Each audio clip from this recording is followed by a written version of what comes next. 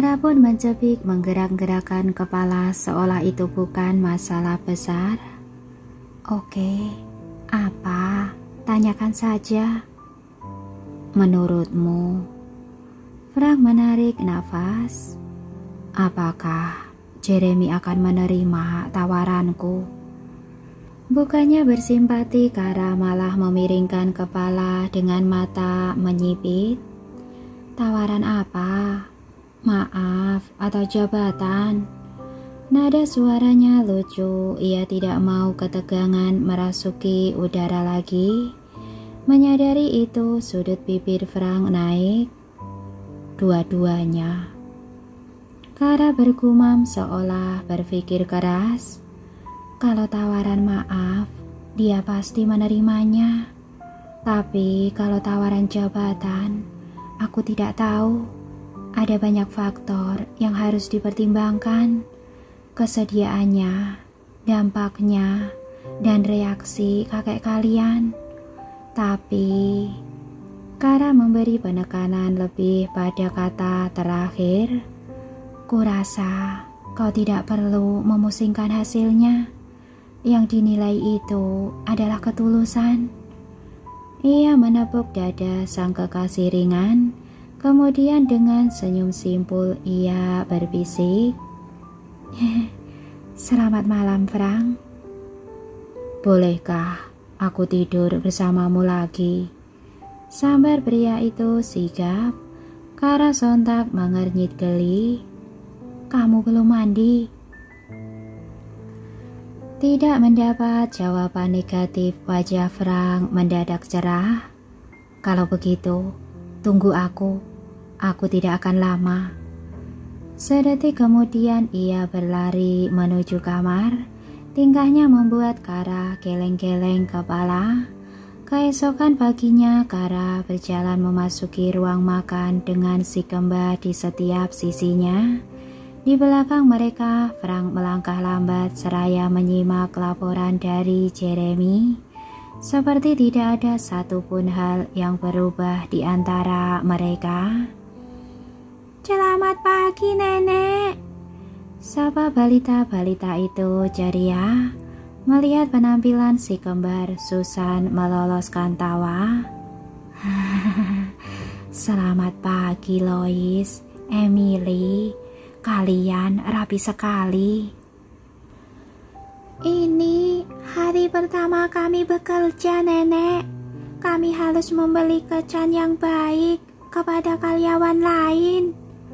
Tutur Emily sebelum mengangkat kedua tangan sambil menggendong putrinya ke kursi. Kara tertawarnya.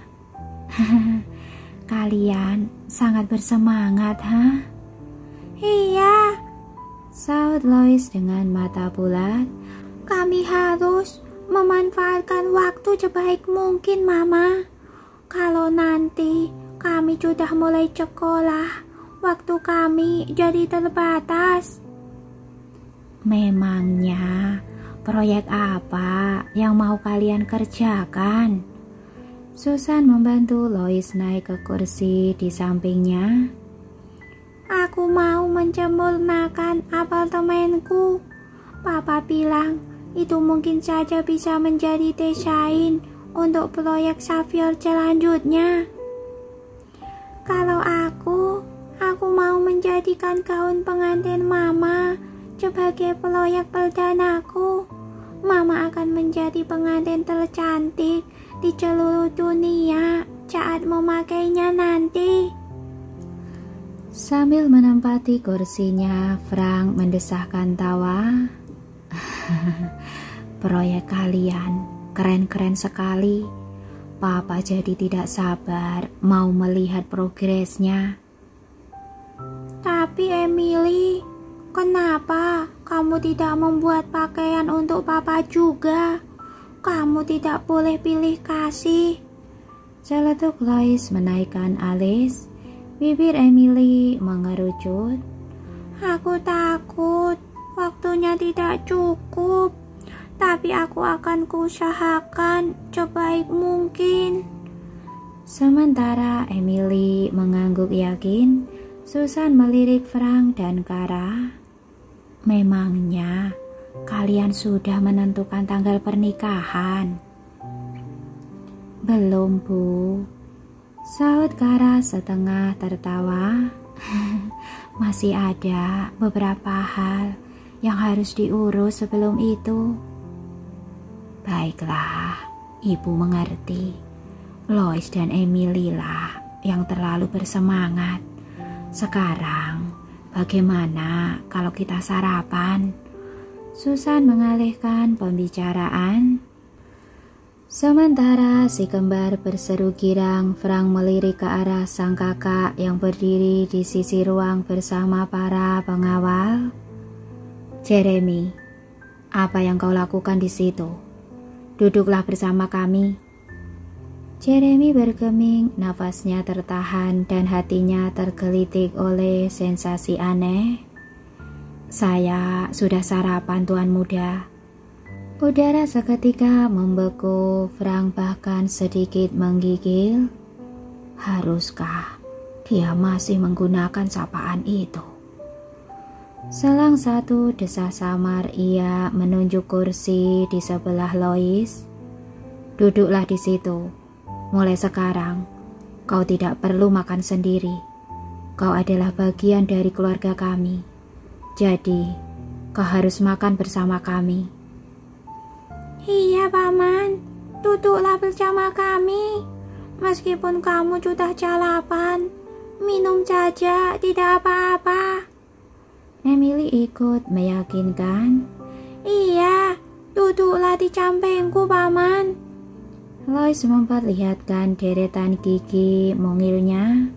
Dalam diam, Jeremy memperhatikan wajah-wajah di sekelilingnya. Kara dan Susan tersenyum ramah. Si kembar mengangguk-angguk menantikan reaksinya. Frank dan para pengawal memberinya dukungan lewat gerak mata. Perlahan-lahan sudut bibirnya bergerak naik. Baiklah. Ia merasa aneh saat menghampiri kursi.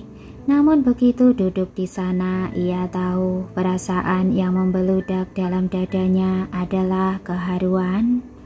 Yeay, keluarga kita bertambah, seru Emily sambil bertepuk tangan.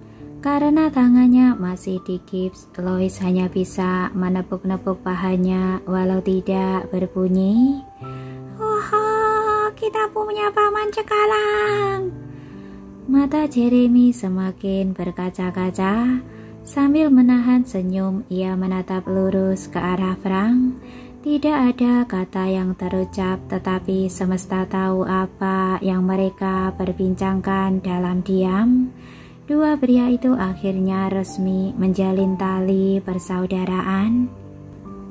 Setibanya di kantor setelah mengantar si kembar ke ruangan mereka masing-masing, Frank akhirnya membuka percakapan yang sesungguhnya. Jeremy, bisa kita bicara? Sang asisten menaikkan alis. Apakah ini soal proyek medis? Kara langsung mengulum senyum. Dengan lembut ia menyentuh lengan kekasihnya. Frank, aku ke mejaku dulu. Iya. Membaca kode dari bos mereka, para pengawal bergerak mengikuti Kara. Bagaimana kalau kita berbincang sambil mengopi? Tawar Frank sedikit canggung. Jeremy berkedip kaku.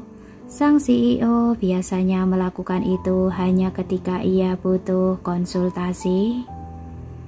Apakah Anda ingin menyusun strategi agar pernikahan Anda berjalan lancar, Tuan Muda?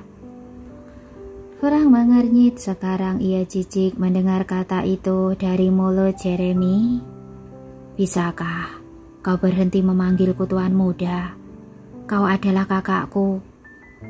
Alih-alih mengerti, ekspresi Jeremy malah berubah bingung.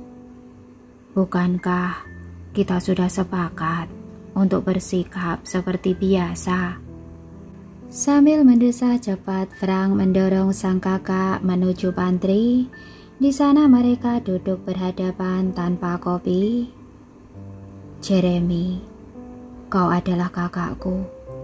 Bagaimana mungkin aku bisa memperlakukanmu sebagai anak buahku? Saya tidak keberatan. Aku yang tidak nyaman, sela Frank tegas. Setelah menjepit pelipis sejenak, Frank menyandarkan punggung pada sandaran. Semalam, aku sudah merenung.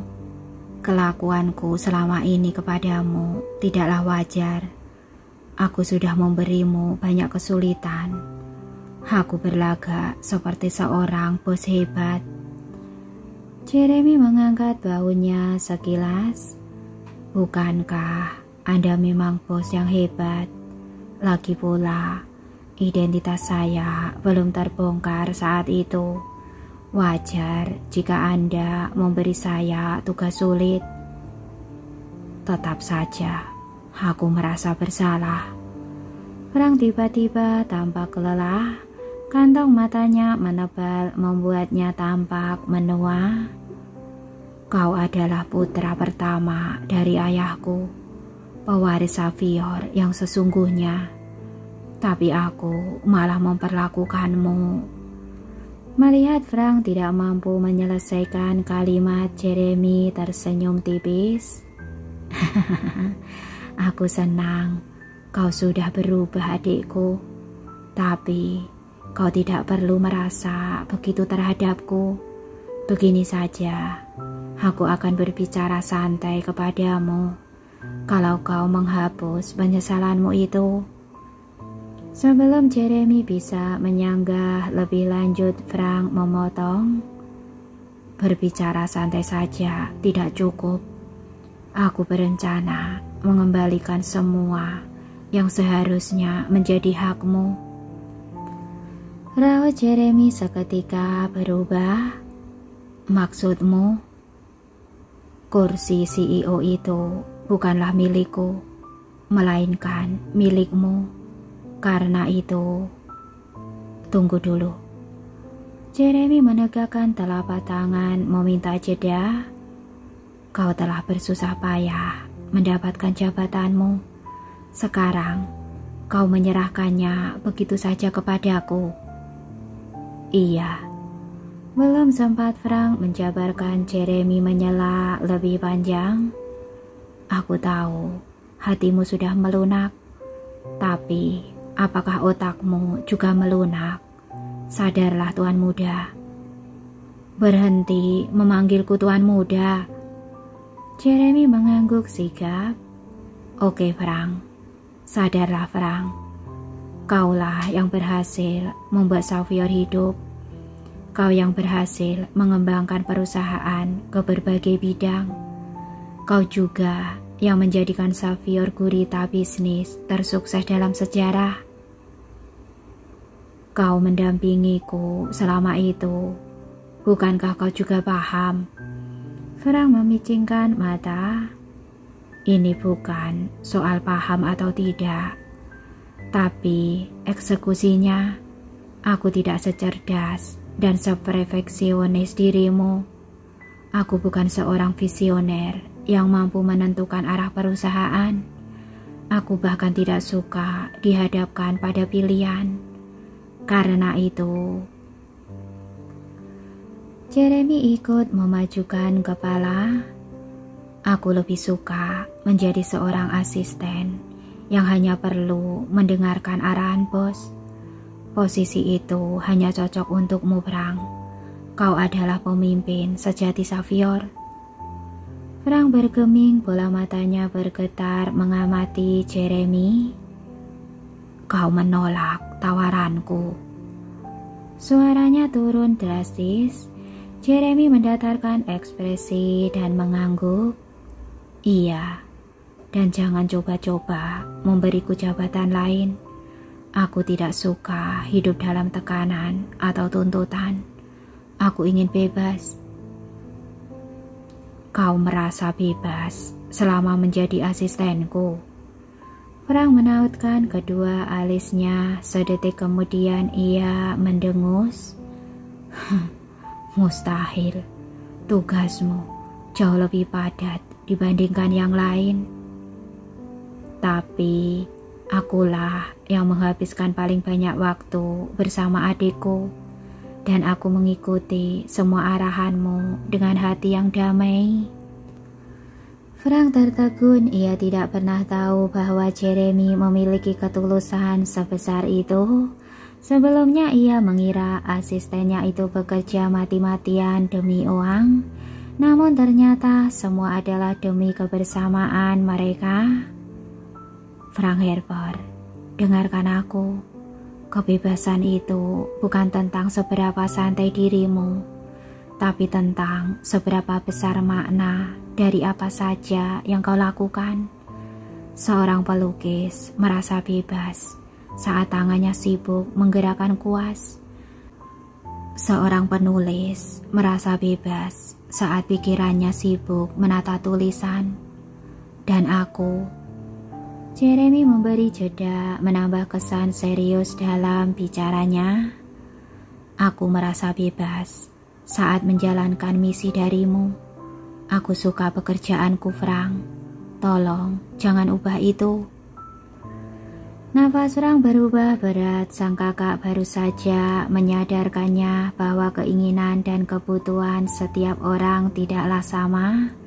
Menjadi pemimpin perusahaan sangatlah penting baginya, tetapi tidak bagi Jeremy. Sudut pandang mereka berbeda. Baiklah, Frank akhirnya mendesah pasrah. Kau boleh tetap menjadi asistenku, tapi gajimu akan kunaikkan 10 kali lipat, dan kau boleh cuti kapan saja. Dagu Jeremy sontak mendesak bibir. Aku suka ide itu. Dan kau tidak boleh menganggapku bosmu lagi. Kita adalah rekan kerja yang setara dan profesional. Jeremy mengangguk-ngangguk.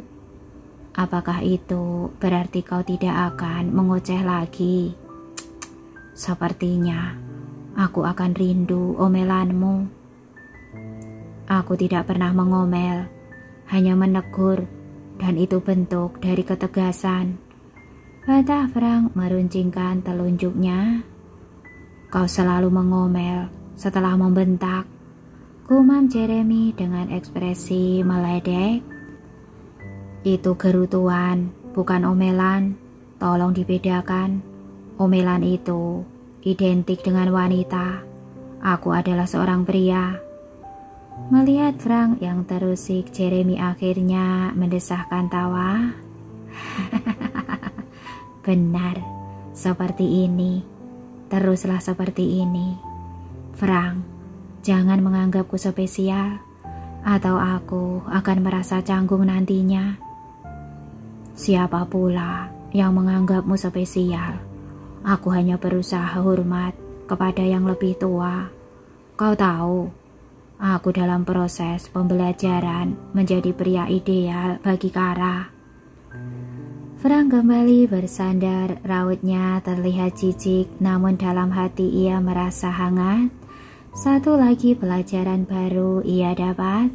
Ternyata ada maaf yang tak perlu diungkapkan.